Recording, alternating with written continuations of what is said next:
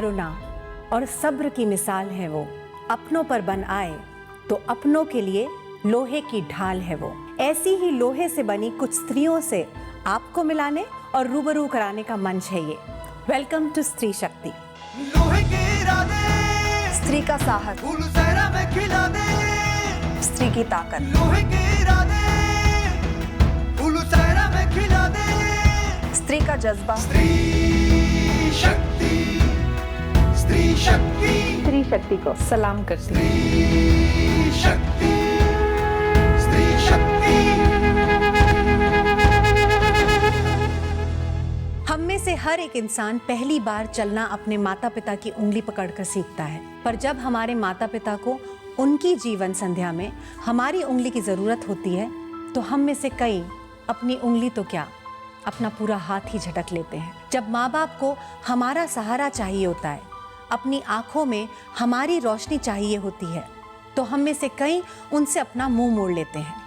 जिनके सहारे जीना सीखा था उन्हीं को मौत की ओर धकेल देते हैं। वो बहू थी पर बेटी से बढ़कर फर्ज निभाया है। अपनी सास को सास नहीं माँ बनाकर गले से लगाया है। सास बहू की नहीं बनती इस मिथ्या को झुठलाती और सास बहू के रिश्ते को नए मायने देने वाली है हमारी आज की स्त्री शक्ति। तो दोस्तों, तालियों के साथ स्वागत कीजिए हमारी आज की स्त्री शक्ति शिल्पा चंदावरकर का। नमस्ते, स्वागत है आप। बैठिए।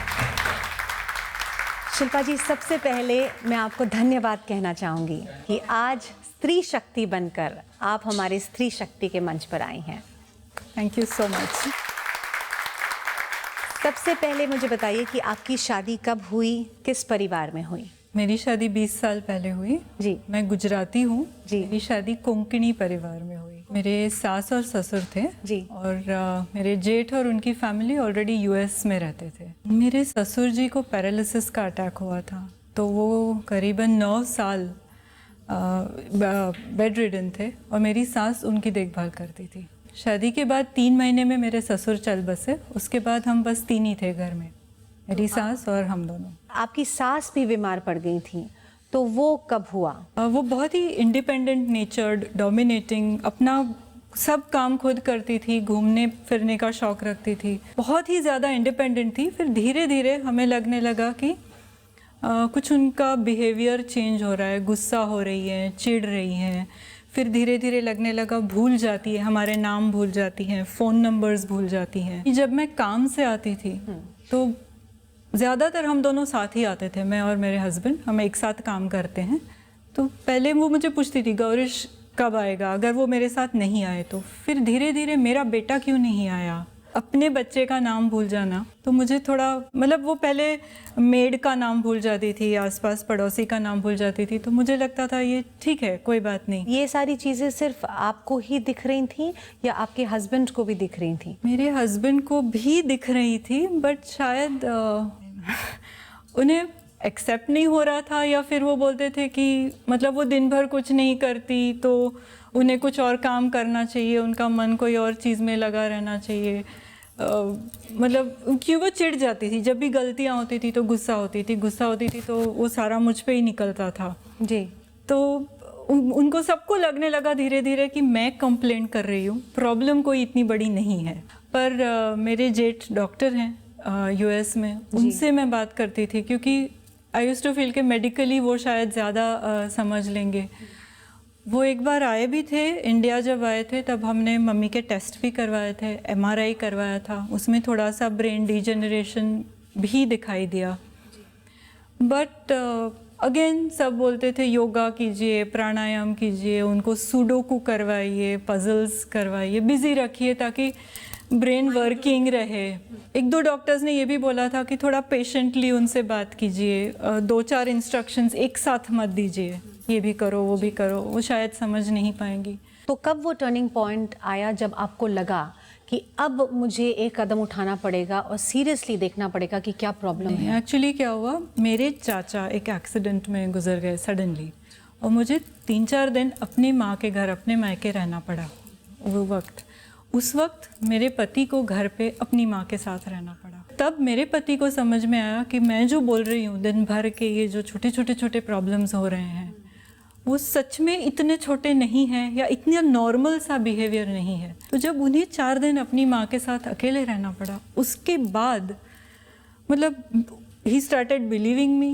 तब हमने फिर से न्यूरोलॉजिस्ट को कंसल्ट किया, तब हमने साइकोलॉजिस्ट, एक काउंसलिंग के लिए घर पे आती थी हफ्ते में 3 बार, मम्मी के साथ बैठ के अलग अलग एक्टिविटीज़ करती थी, क्योंकि तब तक उन्हें लिखना, पढ़ना, टीवी के चैनल्स बदलना, फ़ोन नंबर्स भी डायल करना, वो सब कुछ भूल गई थी, वो कर नहीं पा रही थी। तो उनको कांस्टेंट मॉनिटरिंग की ज़रूरत पड़ती थी। कभी कभी बिना कपड़े के बाहर आ जाती थी कपड़े पहने। पर ये सारा जब होने लगा तो गैस चालू करने का डर लगता था, तो वी फेल्ट कि उनको अकेले नहीं छोड़ना चाहिए। तो फिर वो फुल टाइम सुबह 8 से रात को 8 वाली मेड रखते थे। लेकिन 3-4 मेड्स हो गए, पर वो झगड़ा करती थी उनके साथ, उनसे बात करना अच्छा नहीं लगता था। फिर वही वाली बात, वो मुझे मारती है, उसे मेरे कंगन चाहिए, उसे मेरे पैसे चाहिए।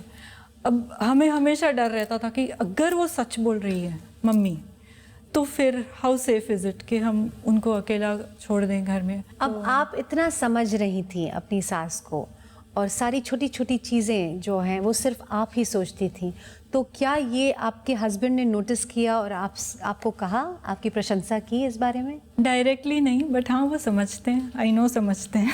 यू नो समझते हैं। शिल्पा, एक टर्निंग पॉइंट आया जब आपने एक डिसीजन लिया अपने परिवार के खिलाफ। वो डिसीजन क्या था? मुझे ऐसे लगने लगा कि मम्मी इतनी दुखी है हमारे साथ, बात नहीं कर पा रही है, ना हमसे बात कर पा रही है, ना हम उनसे बात कर पा रहे हैं। मुझे ऐसे लगा, और मैंने अगेन इंटरनेट पे काफ़ी सारा पढ़ा था, अगर वो 24 घंटे कोई उनके साथ हो, उनके जैसे लोग उनके साथ हो, उनकी उम्र के लोग उनके साथ हो, और वो खुश रहे, मतलब अब तक मैं समझ चुकी थी कि ये बीमारी ठीक तो होने वाली है नहीं, तो बच्चे की तरह उनको संभालना था। या तो मैं घर पे रह जाऊं काम सब छोड़ के, या तो फिर ऐसा कोई स्टेप ले जहाँ पे उनकी देखभाल ज़्यादा अच्छे से हो। कभी आपको और आपके हस्बैंड को ऐसा लगा, थोड़ा गिल्टी फील हुआ बहुत कि हम अपनी माँ को उनके घर से निकाल कर एक दूसरी जगह? अभी मम्मी वहाँ 6 महीने से हैं। मुझे लगता है कि ये 6 महीने पिछले 2 साल से भी वर्स्ट थे मेरे लिए, क्योंकि वो बहुत खाने को दौड़ता है कि, और एक्चुअली मम्मी वहाँ बहुत खुश हैं। मैं जाती हूँ हर हफ्ते 10 दिन, उनको एक बार तो मिलने जाती हूँ। हंसती हैं, बोलती हैं, मुझे नहीं पहचानती। तू मेरी है, तू बहुत अच्छी है, वो बोल देती है, लेकिन मेरा नाम शिल्पा है, मैं उनकी बहू हूँ, ये नहीं पहचानती। तो वहाँ पर जो आसपास लोग हैं, हाँ, वो मुझे सबको पहचानती है? पहचानती है, मतलब उन्हें पता है कि ये मेरे साथ रहते हैं। He is my friend, she is my friend, ऐसे बोलती है। वो बहुत अच्छी है, मतलब अब उनका माइंडसेट भी बहुत पॉजिटिव हो गया है। हमने उन्हें 2 साल से घर में हंसते हुए नहीं देखा था, लेकिन अब वहाँ हंसती है, पार्टिसिपेट करती हैं सारे एक्टिविटीज़। तो वहाँ पर उनका दिनचर्या कैसा होता है? बड़ा डिसिप्लिन सा है, पर कर लेती हैं सब। सुबह उठने के बाद चाय नाश्ता होता है, नहाने धोने में मदद करती हैं जो केयर गिवर्स हैं वहाँ पे। फिर ब्रेकफास्ट सारे इकट्ठा करते हैं, 8-9 जन हैं वहाँ पे, तो सारे एक साथ खाना खाते हैं। तो ये बहुत उनके लिए अच्छा रहता है, क्योंकि हमारे घर में बच्चे 6 बजे 6:30 बजे नाश्ता करके निकलते हैं, मेरे पति 7 बजे निकलते हैं, मैं 8 बजे। तो उनको भी कन्फ्यूजन हो जाता था कि खाना कब है, और हर बार उन्हें लगता था मुझे खाना नहीं दिया जा रहा है। तो ये जो एक साथ बैठ के खाते हैं वो बहुत ही अच्छा है उनके लिए। वो रूटीन अच्छा है? रूटीन अच्छा है। उसके बाद प्रेयर्स होते हैं, योगा होता है, फिर थोड़ा सा गेम्स खेलते हैं बॉल के साथ वगैरह।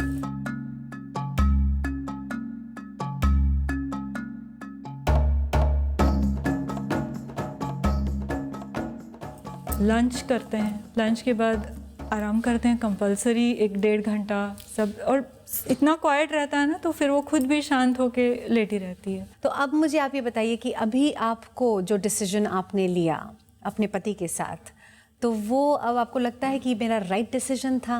हाँ, अब लग रहा है। उन्हें हंसते हुए देखती हूँ तो लगता है कि ये राइट था।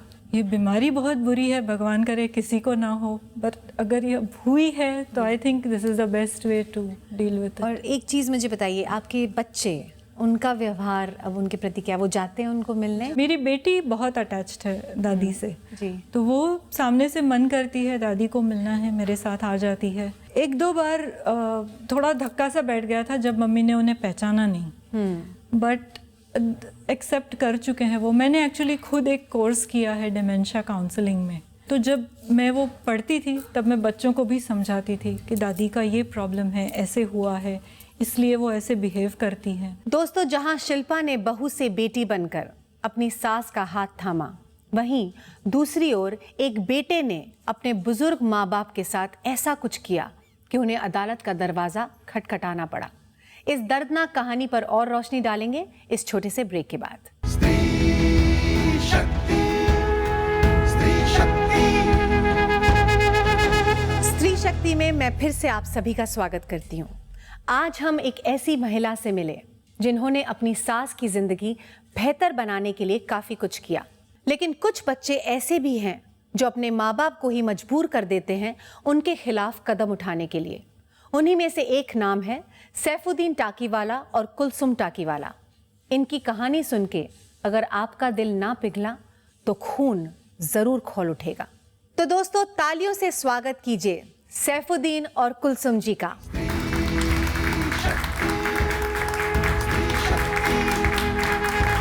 नमस्ते। आइए, अच्छा दाना को देखते हैं। आप देखते हैं। सैफुद्दीन जी, कुलसुम जी, आप स्त्री शक्ति के मंच पर आए, thank you so much. Mumbai में एक घर बनाना बहुत मुश्किल होता है, लेकिन आपके 3 घर हैं, ये कैसे हासिल किया आपने? मीरा रोड में एक मेरी जगह थी, बिल्डर को वो दिया, तो उसने मुझे 3 फ्लैट दिए, जो एक मेरे लड़के के नाम पे था, एक मेरे नाम के ऊपर किया था और एक इनके नाम के ऊपर किया था। लड़का जब तक शादी नहीं हुई थी वहाँ तक जो है बहुत अच्छा था और मेरा लाडला था। मैं खुला बताता हूँ, मेरे को ये था कि ये जितना मेरे से भी ऊपर जाए, मगर ये नहीं हुआ। शादी के बाद सब तो चेंज फिर क्या हुआ, ये आप हमें बताइए। आने वाली उसने जो है वो हमारे साथ जो है पहले दिखावा किया। 1 साल जो है बॉम्बे में रही, आपकी बहू बहू रही, उसके बाद उसका रवैया सब चेंज होते गया, समझ में है ना। इसको मैंने जो है मीरा रोड के जो फ्लैट थे वहाँ उनको मैंने बोला कि तू यहाँ रहे, तो ये बोला कि तुमने मेरे को अलग किया। अलग घर में रोज झगड़े होते थे, साथ में बहू रहना नहीं चाहती थी, तो फिर उससे अच्छा तो यही है कि तू अलग हो जा। लड़का अलग रहता था और मैं भी अलग रहता। ये उसके लिए जो है हमेशा ये बोलती रहती थी, वो मिलने को नहीं आता था क्योंकि तुमको तो नीचे मिल लेता है। तो इसकी वजह से जो है जब वो फ्लैट के अंदर पानी बहुत गिरने लगा, तो इसने जो है मेरे पास आया कि जो है मेरे को दूसरा फ्लैट लेने का, ये मैं दोनों बेच दूं। मैंने बोला तू बेच दे। मैं बोला जो पैसा कम पड़ेगा मैं तेरे को दूंगा। और मेरे को आके बोला कि अब्बा अभी तुम्हारी उम्र तो ये हो गई है, अपन सब साथ में रहे, क्योंकि मैं वहाँ बाजार लाता था, ये लाता था सब, तो ये देखता था जी। तो उसके हिसाब से फिर साथ में बोला इसको भी अच्छा रहेगा और हम लोग को भी देखो को हमारा भी स्वार्थ होता है। एक बुरे आदमी का, बुरे माँ बाप का क्या स्वार्थ होता है, मैं आपसे पूछता कि हूँ। बच्चे हमारी देखभाल। बरोबर है जी। तो मैंने क्या भूल की? कोई भूल नहीं की आपने। पहले तो ठीक रहा 3-4 महीना, उसके बाद चेंजेस आ गया। मैं कभी मेरा हाथ ये झुरसता है, कभी चाय नीचे गिर गई, कभी तो पोछा मारो, पोछा लगाओ, ये सब लगाओ। साफ करो।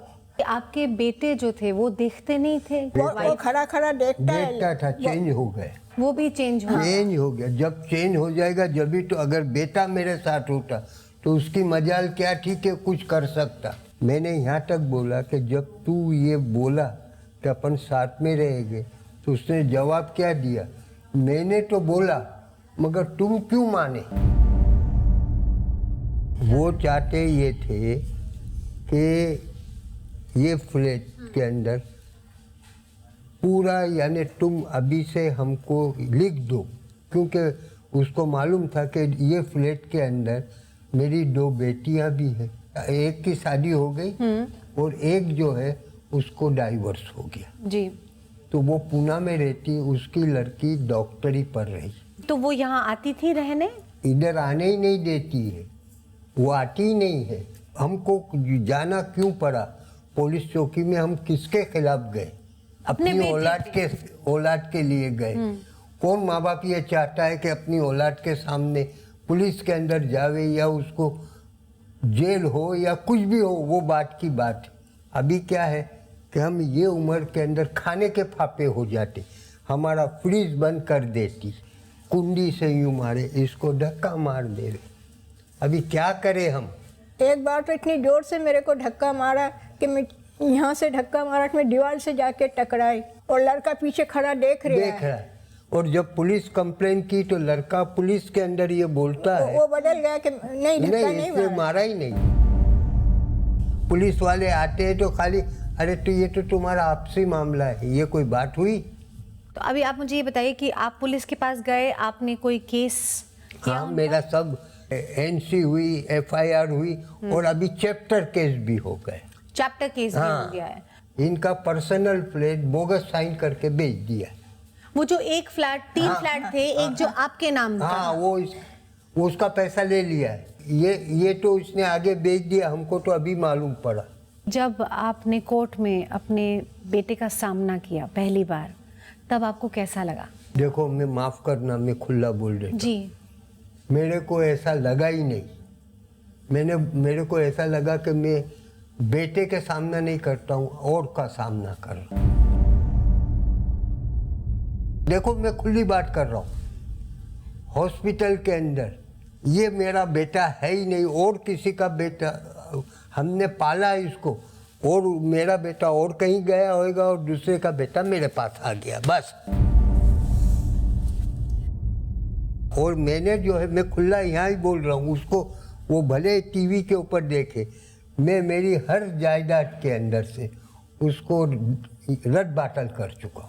और उसके अंदर एक विल ये किया है कि अगर मैं पहले मरूंगा तो पूरी मेरी चीज़ का वारिस ये होगी, और ये अगर पहले चली जाएगी तो मैं होऊंगा, और मेरे बाद जो है मेरी दोनों लड़कियों को ही दूंगा। दोस्तों, ये बड़ी दुख की बात है, जहाँ पर श्रवण कुमार ने अपने माँ बाप को कंधे पर उठाकर पूरी तीर्थ यात्रा पर ले गए थे। वहाँ पर ये बेटा अपने माँ बाप के साथ इतना बड़ा जुल्म कर रहा है। बहुत दुख की बात है। और मैं, सैफू जी, आप ये बताइए कि अब आपका कोर्ट केस चल रहा है, अब आगे आपको क्या लगता है क्या होगा? वो ये समझता है कि कोर्ट के अंदर केस होएगा तो 5 साल इतना चलेगा, जब तक तो ये होंगे या नहीं होंगे, समझ में। मगर नए कानून के हिसाब से 1 साल 1.5 साल के अंदर सीनियर सिटीजन का डिसीजन आ जाता है। सैफुद्दीन जी, आप हमारे सीनियर सिटीजन्स को कुछ बताइए कि उन्हें क्या करना चाहिए ताकि जो आपके साथ हो रहा है ऐसे उनके बच्चे उनके साथ ना करें। जायदाद तुम्हारे मरने के बाद भले वो हो जाए, मगर उसके पहले करोगे तो मरोगे, जैसा आज मैं मरा हूँ। सैफुद्दीन जी, कुलसुम जी, हम स्त्री शक्ति के मन से चाहते हैं कि आप अपना केस जीतें, आपको अपना घर इज्जत के साथ वापस मिले। बिल्कुल मिलेगा, यही उम्मीद है, और मिलेगा बिल्कुल। आपके अंदर विश्वास है तो बिल्कुल मिलेगा। 100% मैं तो बोलता हूँ। जैसे आपका दामाद भी इसके अंदर देखता है। थैंक यू सो मच आने के लिए। Thank you so much. बैठिए। आइए देखते हैं 61 साल की दबंग महिला की कहानी। प्रतिमा देवी दिल्ली के एक इलाके में कूड़ा बीनने का काम करती हैं और साथ ही 400 लवारिस सड़क के कुत्तों को पाल रही हैं। हमारा पास डॉग इसलिए आता है, हम डॉग से लगा पड़ा है और इनसे मेरा बहुत प्यार है। प्रतिमा देवी इनको अपने बच्चों की तरह पालती हैं। खुद भले ही भूखा सोना पड़े, पर इनकी देखभाल में कोई कमी नहीं रखती। आदमी के तो जबान चलता है, वो बोलता है, ये तो जानवर बोलते नहीं है। खाना देगी तो खाएगी, पानी देगी तो पिएगी। अपना जैसे देसी डॉग होता है, कोई गाड़ी वाला मार के चले गए, उठा रहे नहीं कोई, तो हम वो देखते ना, कोई नहीं उठा रहे ना, तो वो डॉग हमें उठा लेते। 61 साल की प्रतिमा देवी ने यह ठान लिया है कि वो अपने बेटे के भरोसे अपनी जिंदगी व्यतीत नहीं करेंगी और अपनी जिंदगी अपने बल पर जिएंगी। मेरा घर से लोग फोन करता है, बोलता है तुम आ जाओ आ जाओ। हम बेटा के एक बार बोल दिया, जब मैं गाँव नहीं जाएगी तो नहीं जाएगी, तुम लोग आ सकते आओ मिलो, नहीं आ सकते नहीं मिलो, मेरा कोई दुख नहीं है कि तू इनके छोड़ के हम नहीं जा सकते। प्रतिमा देवी आज इन 400 बेजुबान जानवरों की मां हैं और चाहती हैं कि ज्यादा से ज्यादा लोग इनके साथ जुड़ें ताकि इन जानवरों को एक अच्छी जिंदगी मिल सके। हम चाहता है जे यहाँ एक डॉक्टर हो, कोई ढोंग का लड़का हो, तो हम इनके लिए बहुत कुछ कर सकते हैं। मेरा मंदिर यही है और मेरा भगवान यही है, और ऐसे सेवा और ऐसे मौका को भी दोबारा जन्म नहीं मिलेगा। तो आइए प्रतिमा देवी के इस नेक काम के साथ जुड़िए। प्रतिमा देवी के इस जज्बे को स्त्री शक्ति सलाम करता है। दोस्तों, शिल्पा जी के साथ हमारी बात जारी रहेगी। अब लेते हैं एक छोटा सा ब्रेक, लेकिन ब्रेक के बाद इसी विषय पर चर्चा करने के लिए हम बुलाएंगे 2 विशेषज्ञों को। स्त्री शक्ति, स्त्री शक्ति। स्त्री शक्ति में आप सभी का फिर से स्वागत है। दोस्तों, ऐसा क्यों है कि जो हमें संघर्ष करना सिखाते हैं, जो हर मोड़ पर हमारा साथ देते हैं, बुढ़ापे में कोई उन्हीं का साथ देने को तैयार नहीं होता। बुजुर्गों से संबंधित समस्याओं पर चर्चा करने के लिए मैं आमंत्रित करना चाहूंगी Rama Subramaniam, co-founder silver innings helpline, और Shailesh Mishra, founder silver innings group of foundations. दोस्तों, तालियों के साथ इनका स्वागत कीजिए। नमस्ते रमा। नमस्ते शैलेश, प्लीज बैठिए। रमा जी, शैलेश जी, आप लोग सीनियर सिटीजन्स के इश्यूज को लेकर काम करते हैं, तो क्या क्या प्रॉब्लम्स फेस करनी पड़ती हैं उन्हें, ये हमें प्लीज बताइए। भारत जो हमारा देश है, हमको बचपन से सिखाया गया है, और भारत के सब कॉन्टिनेंट जो है, इसमें बुजुर्गों का आदर करना, एक परिवार, ये हमारी संस्कृति है। लेकिन अचानक देश बदल गया, लोग काम के लिए गाँव से शहर आते हैं, शहर से प्रदेश जाते हैं, ये तो सिलसिला चलता रहता है। लेकिन जब घर से निकले तो नौकरी के लिए निकले, पैसे कमाए, लेकिन दिल छोटा हो गया। तो एक अकेलापन, मुझे लगता है अकेलापन ये कैंसर है, और इसके साथ बढ़ता है बहुत सारी अलग रोग आते हैं, डिप्रेशन आता है, और एक डर का माहौल रहता है जी। शहर तो बना दिए हमने, बहुत अच्छी बात है, लेकिन क्या हम उसके साथ में बुजुर्ग जो है, या जो डिसेबल हैं, जो महिला हैं, जो छोटे बच्चे हैं, इनके लिए ऐसी सुविधा बना रहे हैं? क्या ऐसे अस्पताल हमारे पास है जो बुजुर्ग की देखभाल करने वाले, इसको जीराट्रिशियन बोलते हैं? बुजुर्ग लोगों के लिए MSW डिग्रीज नहीं होती, जो ऐसे युवा पीढ़ी अगर करें तो ऐसे सोशल वर्क के काउंसलिंग, इस तरह की पढ़ाई लिखाई भारत में नहीं है। क्योंकि भारत समझता है कि बुजुर्ग है, आदर की मूर्ति हैं, उनकी फ़ोटो लगाइए, पूजा पाठ करिए, पैर छूइए, बस आप उधर ही रहिए, उससे ज़्यादा उनको हम मान नहीं देना चाहते। मैं ये मानती हूँ कि हम जो बोते हैं वही हम काटते हैं। जो हम अपने पेरेंट्स के साथ, अपने बड़ों के साथ जो करेंगे, वो हमारे बच्चे हमारे साथ करेंगे जरूर जी, क्योंकि वो हमको देख रहे हैं हम कैसा बिहेवियर अपने पेरेंट्स के साथ कर रहे हैं। और दूसरी बात ये है कि हर लाइफ के हर पड़ाव में प्रॉब्लम्स आती हैं। हम समझे हम भी उसी दौर से गुजरने वाले हैं, तो हम एक तो अपने बड़ों की रिस्पेक्ट करेंगे, उनके लिए क्या चाहिए वो हम देखेंगे। दूसरा, हम अपने लिए भी प्रिपेयर रहेंगे कि हम टुमारो जब हम इसी दौर से गुजरेंगे हमें क्या प्रॉब्लम होनी चाहिए होगी। अच्छा, आप मुझे शैलेश जी बताइए कि बुजुर्गों की रिक्वायरमेंट्स क्या होती हैं ज़्यादा? पैसे का जो रोल सबसे बड़ा होता है, क्योंकि एक उम्र के बाद में जब जो रिटायर्ड बोलते हैं 60 साल के ऊपर, जनरली देखने गए तो हमारी महिलाएं तो कभी रिटायर्ड नहीं होती। मेरी माँ तो आज तक रिटायर्ड नहीं हुई। और एक महिलाओं के विषय में और एक बात है कि मेरी माँ को ये पता नहीं कि मेरे नाम पर कितने शेयर हैं, या बैंक अकाउंट में मेरा नाम है कि नहीं, मैं अगर घर लेता तो अपने पत्नी या बेटी के नाम पर नहीं। तो ये भारत के मेल डोमिनेटेड सोसाइटी है जी। इसमें हमने महिलाओं को इंक्लूड करना चाहिए। हमारी हेल्पलाइन चलती है तो हमको ऐसे कॉल्स आते हैं कि बेटा बेटी को सब दे दिया, अभी खाने की भी किल्लत हो गई, घर के बाहर खड़ा रखते हैं। और कानून भी इतना अच्छा नहीं है, जाएंगे किसी के पास तो बोलेंगे कि कॉम्प्रोमाइज़ कर लो। ये उम्र में जब आपके पैसे नहीं है, कोई बात करने वाला नहीं है, हेल्थ इश्यू है, आपको कॉम्प्रोमाइज़ करनी पड़ती है। प्रॉपर्टी, पैसा, ये सब एक इशू है, लेकिन जब उन्हें डर लगता है और उन पर हिंसा होती है तो उसका क्या है? इसको एल्डर अब्यूज़ कहते हैं। अभी 15 जून को हमने world Elder abuse awareness day United nation का मनाया हुआ है। तो ये एल्डर अब्यूज़ एक सोसाइटी में 4 दीवारें में बंद होने वाला एक ऐसा बीमारी है कि इसको घर के बाहर हम चर्चा नहीं करते। मेरे बेटे ने मारा, मेरी बहू ने मारा तो मेरी तो नाक कट गई। इस तरह का एक मनगढ़ंत हमने अपने आप में सेल्फ ये बना लिया है। आपको कोई मदद तो करने नहीं आ रहा है तो, लेकिन आपको बोलना है। तो अगर आपके ऊपर अत्याचार होता है तो आपको क्या करना चाहिए? आपको नज़दीक की कोई स्वयंसेवी संस्था NGO को कांटेक्ट करना चाहिए। पूरे भारतवर्ष में 3-4 NGO में नाम लेना चाहूँगा। हेल्पेज इंडिया है, डिग्निटी फाउंडेशन है, नाइटिंगेल बेंगलोर में है, अनुग्रह दिल्ली में, सिल्वर इनिंग्स मुंबई में है। हम लोग सब मिलके बुजुर्ग के लिए काम करते हैं। अगर आप हमको वेबसाइट के थ्रू, फ़ोन कॉल के थ्रू कांटेक्ट करते हैं, हम आपको भरपूर कोशिश कर सकते हैं मदद करने की। तो ऐसी कोई हेल्पलाइन आपकी है जो नंबर आप हमारे दर्शकों के साथ शेयर करना चाहेंगे? सबसे अच्छा तो मुझे लगता है कि पूरे भारतवर्ष में 100 पुलिस की हेल्पलाइन आप लगा लीजिए जी। और पूरे भारत में एक कानून बना है, उसके हिसाब से पुलिस को सीनियर सिटीजन की कंप्लेन के खिलाफ एक्शन लेना पड़ेगा, तो सबसे अच्छा है। उसके सिवा मुंबई में हमारा 1298 हेल्पलाइन है, या आप दिल्ली या मुंबई में 1090, जो बेंगलोर में भी है सीनियर सिटीजन हेल्पलाइन। अपने सीनियर सिटीजन हेल्पलाइन या सिटी में जो भी है उनको कांटेक्ट करिए। 100 आई थिंक सबसे बेस्ट है। आप उसको कांटेक्ट करेंगे तो हर पुलिस वाला खराब नहीं है, हमने ये भी देखा है।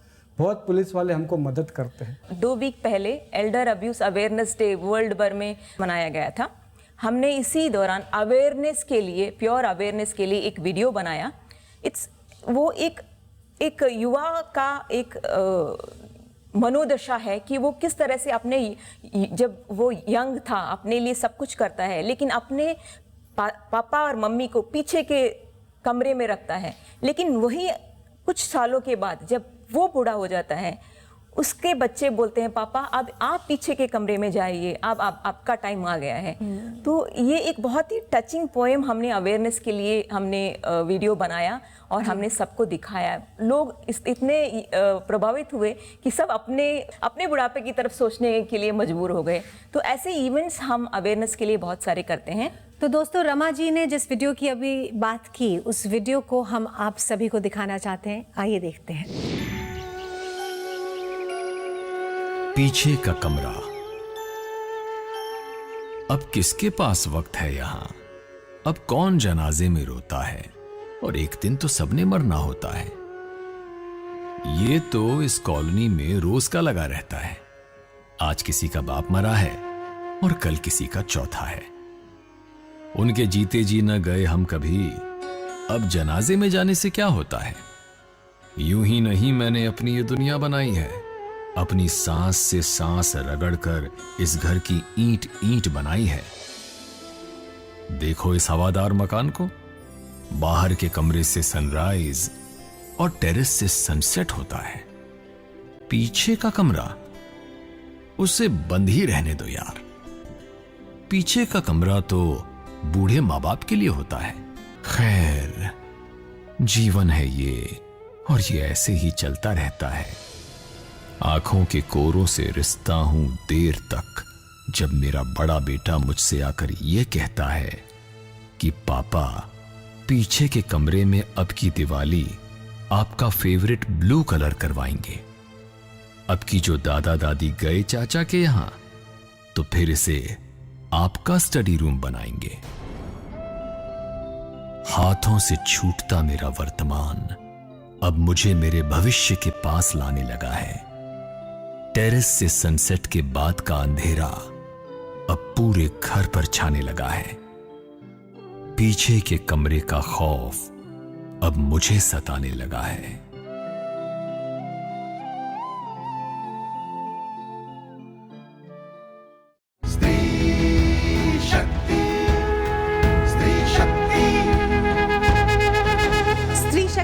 मैं फिर से आप सभी का स्वागत करती हूँ। रमा जी, शैलेश जी, टाकी वाला परिवार जो यहाँ पर थे हमारे साथ, वो पुलिस के पास गए, लेकिन पुलिस ने उन्हें कह दिया कि ये आपका अपना पर्सनल मामला है, फैमिली इश्यू है, हम इसमें कुछ नहीं कर सकते। इस पर वो क्या करें? इसमें ऐसा होता है कि कानून देश का एक बना है, maintenance of senior citizen in parent act 2007। इसके अंतर्गत आपको कोर्ट में नहीं जाना है, आपको कलेक्टर ऑफिस में एक लेटर लिखना है कि मुझे मेरा बेटा बेटी परेशान कर रहे हैं या प्रॉपर्टी मेरी हड़प ली है, 90 डेज में उसका निकाल लगना है, एडवोकेट की ज़रूरत नहीं है। लेकिन पुलिस के आला अफसर को पता है, नीचे के लोगों को पता नहीं है। शायद हमको पुलिस के लोगों के लिए भी ट्रेनिंग, पुलिस ट्रेनिंग में हमने सरकार को लिखा है, पुलिस है, लॉयर्स हैं, जजेस को भी बहुत सारे लोगों को पता नहीं है। तो अगर उनको ट्रेनिंग तो दी जाती है, उसमें महिलाओं के बारे में बताते हैं, बच्चों के बारे में बताते हैं, डिसेबिलिटी के बारे में बताते हैं, लेकिन बुजुर्गियत के प्रॉब्लम के बारे में नहीं बताते। बुजुर्ग की प्रॉब्लम है तो फैमिली मैटर आप समझा लीजिए। अगर वो पुलिस वाले अगर शायद अच्छे अगर समझाए, उनको पता होता कानून, तो मदद करते। लेकिन इसमें एक और टाके वाला की चीज़ में एक और चीज़ है कि जी, कोशिश ये रहती है हम सबकी समाज सेवक संस्था है, पुलिस की भी, मामला वहीं निपट जाए, क्योंकि कोर्ट कचहरी का मामला इतना पेचीदा है। अब ये कानून तो नया है, बहुत लोगों को पता नहीं, लेकिन 60, 70, 20, 25 साल निकल जाते हैं कोर्ट कचहरी में जाने के लिए। एक एक्ट है सेक्शन 125 CRPC में, उसमें जज बोल सकता है बेटा बेटी को अपने माँ बाप की देखभाल करने के लिए।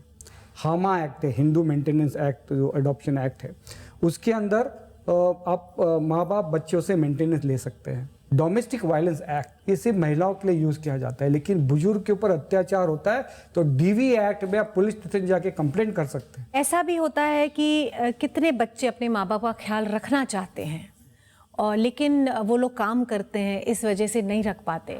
चाहते तो हैं कि हम एक अच्छे केयर में पहुंचा दें, एल्डरली होम में पहुंचाते हैं, लेकिन एक सोशल स्टिग्मा है जो हमारे अंदर है, उससे कैसे पार अपने आप को किया जाए? मेरा भी ऐसे ही ख्याल था, आप जैसे बोल रहे, जब मैंने शुरुआत की 2008 में सिल्वर इनिंग्स की बुजुर्ग लोगों के साथ काम करने के लिए, मैं भी सोचता था कि ओल्ड एज होम नहीं होना चाहिए, श्राप है और स्टिग्मा है, कौन अपने माँ बाप को कैसे अलग करता है। लेकिन जब मैं काम करने लगा बुजुर्ग लोगों के साथ में, और ज़्यादा करके हमने सोशल मीडिया का यूज़ किया, इंटरनेट में Facebook, Twitter, LinkedIn, website, blogs, इसमें हमारे पास जो ईमेल्स और फ़ोन कॉल्स आते थे, उसमें 40% युवा पीढ़ी के होते थे, जो 25 साल है या उससे नीचे। तो उनमें से हमको पता चला कि बहुत सारे युवा हैं जो अपने माँ बाप का ख्याल रखना चाहते हैं, जो चाहते हैं उनको, और काम काज पढ़ाई के चक्कर में इतने बिजी हो गए या इतना छोटा सा कमरा हो गया है कि कैसे मैनेज करें सबको। अभी हम ये बोलते हैं कि all youths are not bad and all seniors also not good. So ये एक दोनों जनरेशन को हाथ में हाथ मिला के चलना है, ये बहुत बड़ी बात है। हम ये चाहते हैं कि ऐसे स्पेशलाइज होम बने, जैसे डिसेबल चिल्ड्रन के लिए है, वैसे एल्डर मदर फादर के लिए, जहाँ पे एक्टिविटीज़ हो, डॉक्टर की सुविधा हो, प्यार मोहब्बत परिवार वाला तो नहीं मिलेगा, लेकिन एक्सटेंडेड फैमिली वाला तो हम दे सकते हैं। जहाँ पे हमारे यहाँ पे लोग आते हैं, शिल्पा जी की माँ हमारे संस्था में है, तो जब हमारे घर पे आते हैं तो हम उनका गृह प्रवेश करवाते हैं, उनकी आरती उतारते हैं, टीका लगाते हैं, गिफ्ट देते हैं, तो उनका एक तरह से गृह प्रवेश हो रहा है। और आप आएंगे तो आपको लगेगा कि घर में आ गए। मैं जब जाती हूँ अपनी सास को मिलने तो बड़े मतलब खुश होके मुझे बुलाती है, देखो देखो अब ये मेरा घर है, ये मेरा रूम है करके अपने रूम में लेके जाती है। तो she is very happy there. तो वो कंफर्टेबल है, कंफर्टेबल है, सही मायने में है, वो परिवार का एक हिस्सा है। इट्स एक्चुअली होम, हम बोलते हैं ओल्ड एज होम, बट इन्होंने सच में एक होम बना के रखा है। सो 4 दीवारी को हम हाउस बोलते हैं, जहाँ पे दिल नहीं होता है, दिल होता है उसको होम बोलते हैं। हम तो ऐसे इतने सारे माता पिताओं के बच्चे मतलब बेटे बन गए हैं, उनका ख्याल रख रहे हैं आप। हम स्त्रियां स्त्री शक्ति के मन से आपको सैल्यूट करती हैं। उम्र की ढलती शाम के आगे घंघोर अंधेरा होता है, लेकिन उसी अंधेरे से गुजरकर सवेरा भी तो आता है। ऐसा ही एक सवेरा लाने की जिम्मेदारी उठा रखी है इस संस्था ने। आइए देखते हैं।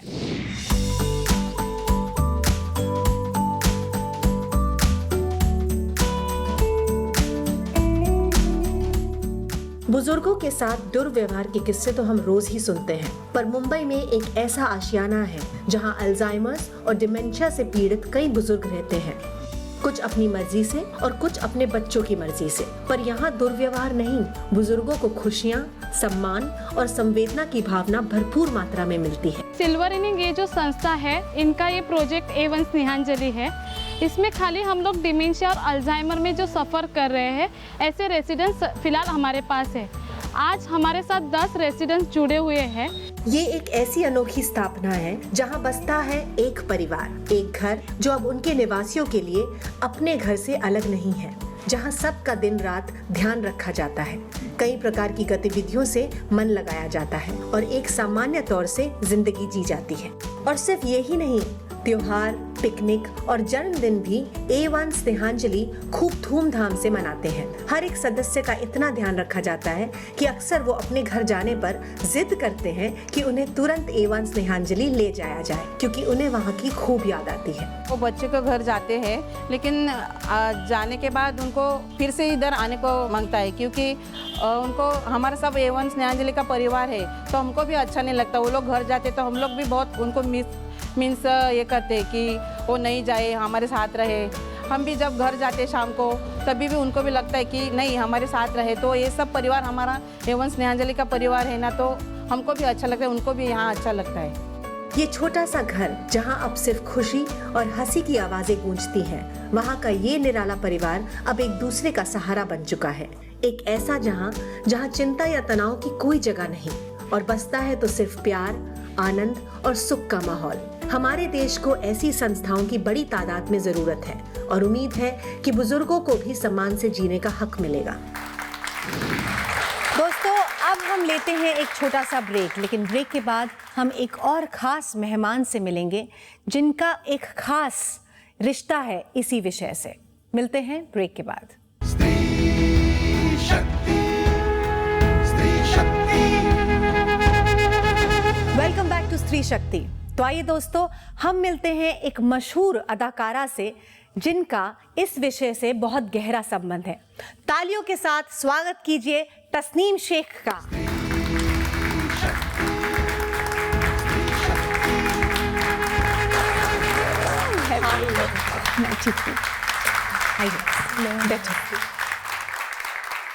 सबसे पहले तो स्वागत है आपका और थैंक यू सो मच कि आपने अपना कीमती वक्त हमारे स्त्री शक्ति को दिया। My pleasure. तस्नीम, शिल्पा हमारी स्त्री शक्ति, इनकी सास को डिमेंशिया था, इन्होंने उनकी बहुत सेवा की। आपकी भी कहानी कुछ ऐसी ही है। एब्सोल्युटली। तो उसके बारे में हमें बताइए। मेरी मम्मी को अल्जाइमर्स हो गया था। एक वक्त ऐसा आया कि मेरी मम्मी सिर्फ बेड पे थी लाइक अ वेजिटेबल। हालात ऐसे थे कि हम लोग, मैं और मेरी सिस्टर, हम लोग काम करते थे और पापा को हमने कहा कि आप मम्मी का ध्यान रखिए, क्योंकि पापा की इनकम से मम्मी का इलाज नहीं हो सकता था। तो मैंने शूटिंग करना शुरू किया, पापा मम्मी का ध्यान रखते थे। टिल दी एंड हमने मम्मी का एक छोटे बेबी की तरह ध्यान रखा। बहुत चैलेंजेस आए, नो डाउट। जैसे मैंने जब इंडस्ट्री ज्वाइन किया तो डे नाइट शूटिंग होती थी, तो बहुत क्वेश्चंस उठते थे कि रात को बेटी कहाँ है। तो उनको समझाना और उनको बोलना मुझे बहुत डिफ़िकल्ट था।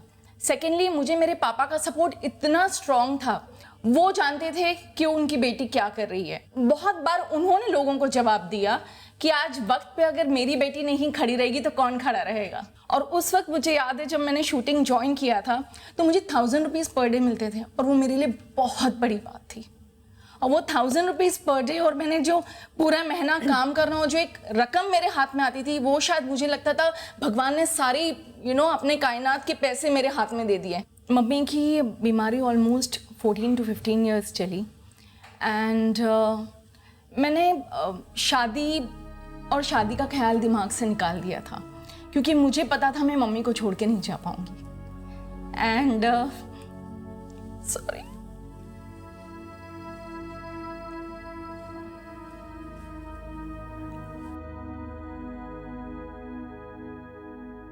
तो जब मेरे हस्बैंड मेरे लाइफ में आए तो मैंने कुछ चीज़ें उनसे बहुत क्लियरली बात कर ली थी।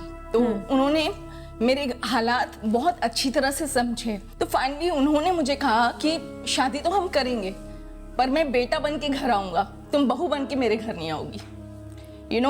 So finally he started living with us. तो मेरे घर में मेरे पापा के लिए और मम्मी के लिए एक बेटा लिटरली घर आना बहुत बड़ी बात थी, क्योंकि जब मैं शूटिंग पे जाती थी और वो शिप से घर पे आते थे तो मेरी मम्मी को पकड़ के वो वॉक करने ले जाते थे नीचे, और जब भी छुट्टी पे आते थे वो 90% टाइम मेरे मम्मी डैडी के साथ स्पेंड करते थे। समीर नेरुरकर के लिए जोरदार तालियां दोस्तों।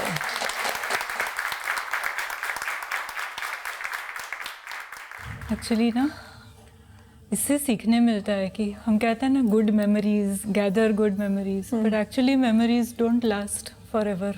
तो जो है वो यही पल है, मतलब be nice, do good.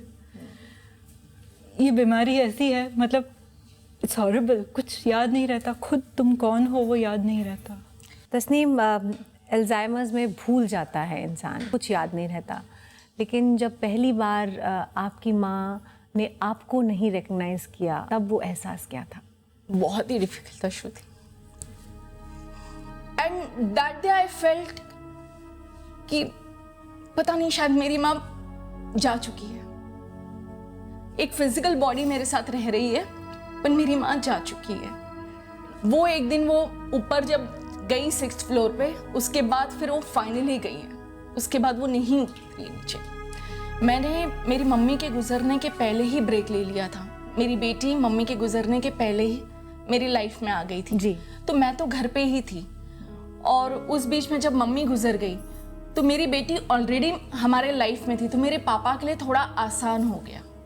But एक चीज़ मैंने देखी श्रुति, जो मेरे पापा ने कभी कंप्लेन नहीं की, मेरे पापा मम्मी के गुजरने के बाद महीनों तक सोए। उन्हें वो नींद उनकी पूरी होने लगी जो वो बरसों तक शायद सोए नहीं थे। वो एक एक घंटा जब वो बैठे बैठे सो जाते थे तो हमें लगता था कि नहीं, इनको डिस्टर्ब नहीं करना चाहिए, सोने दो।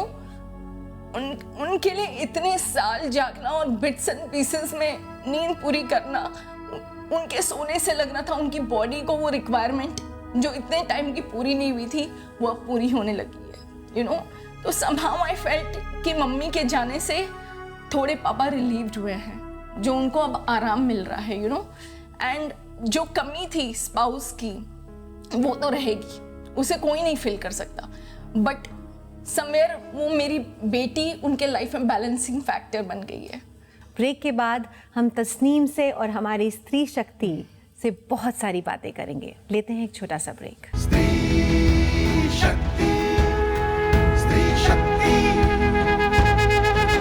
वेलकम बैक टू स्त्री शक्ति। दोस्तों, हम बात कर रहे हैं हमारी आज की 2 स्त्री शक्तियों से। हम चाहेंगे कि आप दोनों हमारी आज की पीढ़ी को, नौजवानों को कुछ मैसेज दें। कुछ वक्त पहले मैंने न्यूज़ में भी देखा था, बहुत बार पेपर्स में भी आ चुका है कि जहाँ हमारे पेरेंट्स बूढ़े होते हैं तो कुछ फैमिलीज ऐसी है, कुछ बच्चे ऐसे हैं जो अपने पेरेंट्स को डिसोन कर देते हैं। एक एग्जाम्पल आया था न्यूज़ में कि एक बूढ़ी सी औरत who looked like from a very good family, उसे भी शायद डिमेंशिया या कुछ ऐसी ब्रेन रिलेटेड डिजीज थी, उसे एक साउथ बाउंड ट्रेन में बिठा दिया गया था। तो मुझे ये देख के बहुत दुख होता है। मैं लोगों से यही कहना चाहूँगी कि ऐसा ना करें, बिल्कुल ना करें, बिकॉज ठीक है भगवान को जवाब देना है व्हाटएवर, बट आप अपने बच्चों के लिए क्या एग्जाम्पल सेट कर रहे हैं? कल उठ के आपके बच्चे भी आपको ट्रेन में छोड़ देंगे, रोड पे छोड़ देंगे या पता नहीं क्या, तो प्लीज़ ऐसा ना करें। यही रिक्वेस्ट करूँगी मैं हमारे भाई बहनों से कि अपने माँ बाप को इस तरह रोड पे भीख मांगने या इधर उधर कहीं डिसोन नहीं करिए। भगवान बाकी सब देख लेता है। शिल्पा, आप क्या मैसेज देना चाहेंगी? घर में अगर बच्चे हैं तो उनका जीवन दादा दादी नाना नानी से बहुत अच्छा हो सकता है अगर साथ में हो पेरेंट्स। हमें शायद कोई मतलब फ़र्क पड़े ना पड़े, हम काम में बिज़ी रहते हैं, जो भी हमारे एक्सक्यूज़ेस हैं सारे, बट बच्चों के लिए there is nothing better than a grandparent in the house। बहुत अहम और सुंदर बात की है आपने, एंड हम तो यही आशा करते हैं स्त्री शक्ति के मन से कि हम सब इस बात को एकदम गांठ बांध कर इस बात के साथ जिएं, सारे नौजवान, सारे बच्चे, हम सब। हमने तो बहुत सारे सवाल आपसे पूछ लिए, लेकिन हमारे दर्शक भी इच्छुक हैं कुछ सवाल पूछने के लिए। आप यंगस्टर से क्या उम्मीद करते हैं? ये हम भूल ही नहीं सकते कि हम जो हैं जहाँ हैं वो हमारे माँ बाप की वजह से हैं। भले हम ये भी कह लें कि एक्सपेक्टेशंस नहीं रखने चाहिए बच्चे से, पर बच्चे का तो फ़र्ज़ बनता है कि माँ बाप का ख्याल रखें। हम सब का बनता है, बिकॉज हम सबको माँ बाप बनना है। तस्नीम जी, आप अपने पिताजी के साथ कैसे क्वालिटी टाइम स्पेंड करती है? बेसिकली हम लोग घर में बैठ के साथ में टीवी देखते हैं, खाना खाते हैं। उन्हें गार्डनिंग का बहुत शौक है, तो हम दोनों माली बन जाते हैं, साथ में अपने प्लांट्स का ख्याल रखते हैं। एंड मैं पेंट करती हूँ घर पे, तो उनका ओपिनियन मेरे लिए बहुत इम्पोर्टेंट होता है। यू नो, कभी कलर डिस्कशंस और ये सारी रेगुलर बातें, तो उनका ओपिनियन हर एक चीज़ दिमाग में रख के ही मैं आगे चीज़ें फॉरवर्ड करती हूँ अपनी लाइफ में। और अब वक्त है हमारे आज के सवाल का। आज का सवाल है, शिल्पा जी की सास को क्या बीमारी है? आप अपने जवाब, सुझाव और कहानियाँ हमें दूरदर्शन के इस पते पर भेजें। Room number 305, phase 1, 3rd floor, Doordarshan भवन, कोपरनिकस मार्ग, न्यू दिल्ली 110001, या हमें strishaktipost@gmail.com पर मेल करें। हमारे पिछले हफ्ते पूछे गए सवाल का सही जवाब है, संगीता पवार का आंदोलन शराब के खिलाफ था, और हमारी विजेता है रुशिल पटेल, सूरत, गुजरात से। तस्नीम, शिल्पा जी, थैंक यू सो मच। आप हमारे स्त्री शक्ति के मंच पर आए। आप हमारी स्त्री शक्तियाँ हैं। दोस्तों, जोरदार तालियां। Thank you so much. दोस्तों, आपने श्रवण कुमार के बारे में तो सुना होगा, वही जिसने अपने अंधे माता पिता को कांधे पर बिठाकर तीर्थ यात्रा पे ले जाने का बीड़ा उठाया। लेकिन आजकल के बुजुर्गों की मांग इतनी बड़ी नहीं होती। उन्हें तो बस थोड़ा प्यार दे दो, उन पे थोड़ा ध्यान दे दो, तो उन्हें तसल्ली मिल जाती है। मैं श्रुति उल्फत स्त्री शक्ति के मन से आप सभी से दरख्वास्त करूंगी कि अपने माता पिता का ख्याल रखें, उन्हें ढेर सारा प्यार दें। दोस्तों, आज की हमारी कड़ी यहीं ख़त्म होती है। मैं फिर आपसे मुलाकात करूंगी एक नई स्त्री शक्ति, एक नई कहानी के साथ। तब तक अपना ख्याल रखिए। नमस्कार। 2015 की 2 तारीख थी, उस दिन सवेरे खेत में गए। हाँ जी। और उन्होंने सुसाइड कर लिया। विदर्भ की अगर हिस्ट्री बताता हूँ तो विदर्भ में अभी तक के 15,000 से ज़्यादा किसानों ने सुसाइड किया। खेत में गए एक दिन और उन्होंने आत्महत्या कर ली। फिर मरते दम तक लड़ेंगे और लड़के इनको एक बार तो जीत के लाएंगे। ये विधवाएं हैं जो अपने खुद के शक्ति पे लड़ रही है, बच्चों को भी पोस रही है, उनकी पढ़ाई भी कर रही है, बच्ची की शादी भी कर रही है, और उनके साथ में हम हैं।